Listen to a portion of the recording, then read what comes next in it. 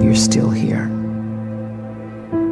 And you get another chance this day to do better and be better. Another chance to become more of who you were created and what you were created to fulfill.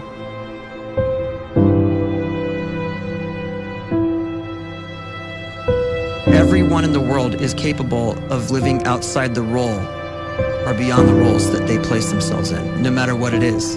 You're not just a dad, you're not just a banker, you're not just a brother or a son or a convict. It doesn't matter. Like, everyone is bigger, much bigger, infinitely bigger than the roles they place themselves in, and is capable of reaching potential greater than anything they could imagine.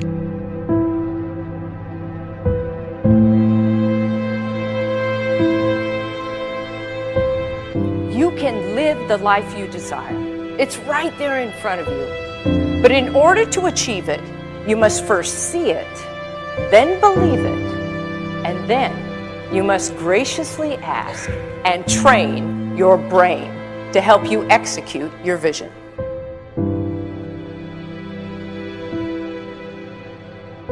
So when you start to focus and you delete distraction from your life, and you start to get seriously invested in doing one thing staggeringly well, and you practice that one thing over and over, a term to think about is mundanity.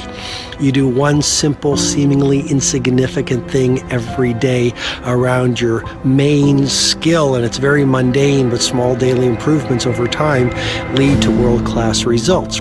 Well, here's what happens in your brain. You start to isolate a single neurocircuit around that skill, and that starts to trigger a certain type of brain cell called an oligodendrocyte, which then releases myelin. Myelin is a fatty tissue that starts to wrap around that single neurocircuit related to that main skill you've been practicing. And when myelin starts to wrap around the brain circuit, what happens is you have accelerated learning times, you can see more quickly, heightened perception, and you'll learn more quickly. And that is really the quote-unquote secret of the great producers. It's not a result of some natural gift, but their daily practice, their relentlessness and their grit, their work ethic, and their singular focus and sacrifice.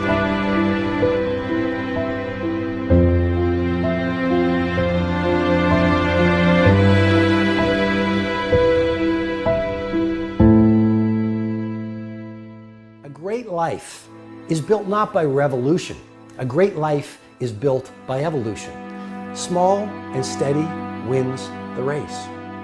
What you do every day is far more important than what you do once every decade. I want you to really think about that idea. What you do every day is simply your life in miniature. And as you live every single day, so you're crafting your life.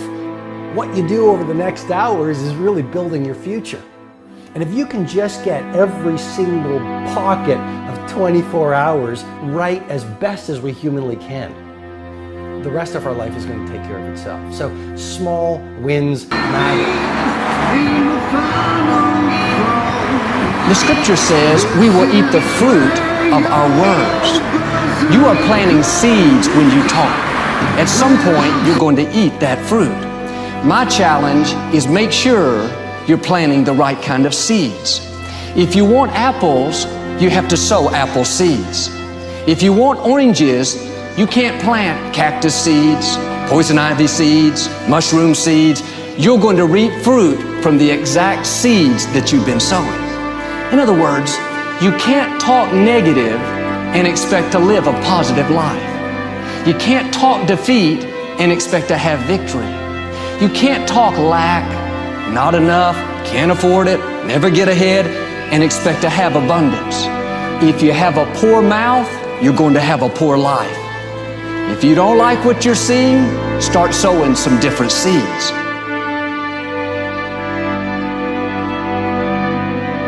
We may not realize it, but we're always feeding ourselves.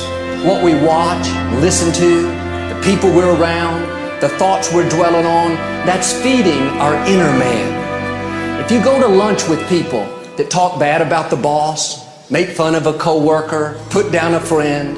They're feeding you gossip, feeding you jealousy, feeding you disrespect. Here's the key. Whatever you feed is going to grow.